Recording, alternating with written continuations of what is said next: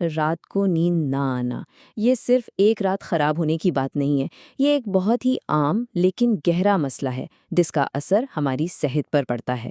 تو آج ہم اسی مسئلے کو کھول کر دیکھیں گے، بالکل آسان زبان میں۔ یہ آواز جانی پہچانی لگتی ہے نا؟ کبھی فون سائٹ پر رکھا، پھر اٹھا لیا، کروٹیں بدلتے رہے، لیکن نیند ہے کہ آنے کا نام ہی نہیں لیتی۔ یہ ایک ایسی کیفیت ہے جس کا تجربہ ہم میں سے بہت سے لوگ کرتے ہیں۔ اور اگر کسی کو لگتا ہے کہ وہ اس میں اکیلے ہیں تو ذرا یہ دیکھیے، پاکستان میں ہر 3 میں سے ایک شخص اسی مسئلے کا شکار ہے۔ تو یہ صرف آپ کا یا میرا مسئلہ نہیں رہا، یہ ایک اجتماعی صحت کا چیلنج بن چکا ہے۔ تو ہم بات کس چیز پر کرنے والے ہیں؟ پہلے تو یہ سمجھیں گے کہ یہ مسئلہ ہے کتنا عام، پھر دیکھیں گے کہ اس کے اثرات صرف تھکاوٹ سے کہیں زیادہ ہیں، نیند کے 5 بڑے دشمن کون ہیں اور ان سے بچنے کے 5 طریقے کیا ہیں، اور آخر میں سب سے اہم بات، ڈاکٹر کے پاس کب جانا ضروری ہے۔ ٹھیک ہے، تو چلیے شروع کرتے ہیں پہلے پوائنٹ سے۔ آخر جب ہم کہتے ہیں کہ نیند نہیں آتی تو اس کا اصل مطلب کیا ہے؟ میڈیکل زبان میں اسے کہتے ہیں کرونک انسومنیا۔ آسان لفظوں میں، اگر آپ کو ہفتے میں کم سے کم 3 راتیں سونے میں مشکل ہوتی ہے اور یہ سلسلہ 3 مہینوں سے زیادہ سے چل رہا ہے، تو یہ صرف ایک آدھ رات کی بے چینی نہیں بلکہ ایک باقاعدہ طبی مسئلہ ہے۔ اور ہاں، یہ صرف اگلی صبح کی تھکاوٹ یا موڈ خراب ہونے تک محدود نہیں ہیں، اس کے اثرات اس سے کہیں زیادہ گہرے اور سچ کہوں تو خطرناک ہیں۔ یہ سمجھنا بہت ضروری ہے کہ نیند کی کمی ہمارے پورے جسم پر حملہ کرتی ہے۔ اب ذرا غور سے دیکھیے گا، مسلسل نیند کی کمی سے ٹائپ 2 ڈائبٹیز کا خطرہ ڈبل ہو جاتا ہے، 2 گنا۔ بلڈ پریشر بڑھ سکتا ہے، دل کی بیماریوں کا خطرہ بڑھ جاتا ہے، اور اس کا ڈپریشن اور انگزائٹی سے تو سیدھا سیدھا تعلق ہے۔ یہاں تک کہ ہماری بیماریوں سے لڑنے کی طاقت یعنی امیونٹی وہ بھی کمزور پڑ جاتی ہے۔ اور یہ بات سب سے اہم ہے۔ ہم اکثر سوچتے ہیں کہ ارے یہ تو سب کے ساتھ ہوتا ہے، کوئی بڑی بات نہیں۔ لیکن یاد رکھیے، کسی چیز کا عام ہونا اسے نارمل یا بے ضرر نہیں بنا دیتا۔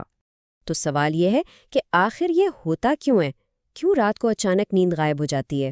آئیے ملتے ہیں نیند کے 5 سب سے بڑے دشمنوں سے جو اکثر ہماری اپنی ہی عادتوں میں چھپے ہوتے ہیں۔ سب سے پہلا اور آج کل کا سب سے بڑا دشمن ہمارے فون یا لیپ ٹاپ کی نیلی روشنی۔ یہ ہمارے دماغ کو یہ سگنل دیتی ہے کہ ابھی دن ہے، جس کی وجہ سے نیند لانے والا ہارمون میلاٹونن بننا بند ہو جاتا ہے۔ دوسرا دشمن ہے دیر رات کی چائے یا کافی، جس کا اثر جسم پر 6 گھنٹے تک رہ سکتا ہے۔ اور تیسرا وہ ذہنی کشمکش، جیسے ہی بستر پر لیٹیں دماغ میں سوچوں کی ریس شروع ہو جاتی ہے۔ اسے کہتے ہیں ہائپر اراؤزل، یعنی جسم اور دماغ اتنا چوکنا ہو جاتا ہے کہ آرام کرنا ناممکن لگتا ہے۔ چوتھا دشمن ہے ہمارا اپنا بے ڈھنگا روٹین، کبھی رات 2 بجے سوئے، کبھی 11 بجے۔ اس سے ہمارے جسم کی جو قدرتی گھڑی ہے نا، جسے سرکیڈین ردم کہتے ہیں، وہ بیچاری پوری طرح کنفیوز ہو جاتی ہے۔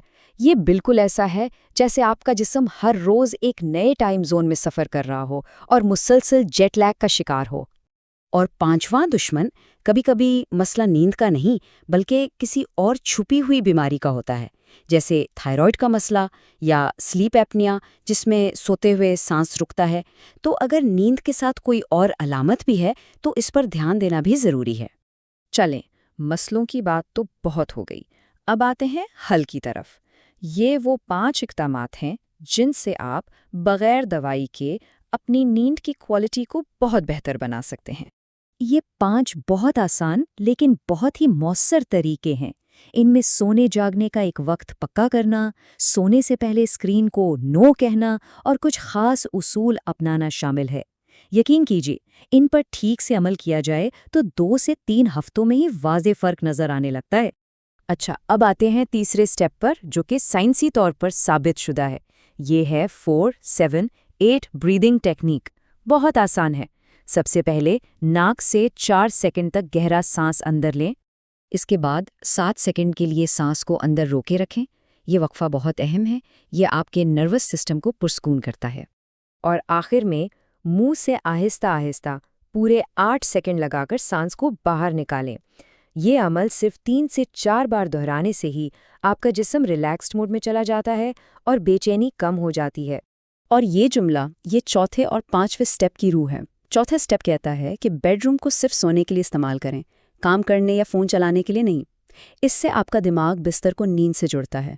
और पांचवा असूल, अगर बिस्तर पर लेटने के 20 मिनट बाद भी नींद ना आए तो उठ जाएं, क्योंकि ज़बरदस्ती सोने की कोशिश में बिस्तर परेशानी और अजियत की जगह बन जाता है। लेकिन क्या हो अगर ये सब करने के बाद भी फ़र्क ना पड़े? यहाँ ये समझना बहुत ज़रूरी है कि अब प्रोफेशनल हेल्प लेने का वक्त आ गया है। देखिए, डॉक्टर के पास जाकर सीधा नींद की गोली मांगना आसान लगता है, लेकिन रिसर्च कहती है कि इससे बेहतर और लंबे अरसे तक चलने वाला हल है CBTI। ये एक किस्म की थेरेपी है जो नींद के बारे में आपकी मनफी सोचों और ख़राब आदतों को बदलने में मदद करती है। गोलियां वक्ती आराम तो देती हैं, लेकिन उन पर एनहिसार हो जाता है, जबकि थेरेपी मसले को जड़ से ख़त्म करती है, वो भी बगैर किसी साइड इफ़ेक्ट के। तो डॉक्टर के पास कब जाना चाहिए? सीधी सी बात है, अगर मसला 3 हफ्तों से ज़्यादा पुराना हो, दिन में आपके काम पर असर पड़ रहा हो, आपको बहुत ज़्यादा चिड़चिड़ापन महसूस हो रहा हो, या ये 5 तरीके आजमाने के बाद भी कोई फ़ायदा ना हो, तो फिर देर नहीं करनी चाहिए। तो इस सारी गुफ्तगू के बाद अब सवाल ये है कि आपकी ज़िंदगी में नींद की क्या अहमियत है? रात में कितने घंटे की पुरसुकून नींद आपको मिलती है? सोचिएगा ज़रूर, क्योंकि अच्छी सेहत का रास्ता अच्छी नींद से ही होकर गुजरता है।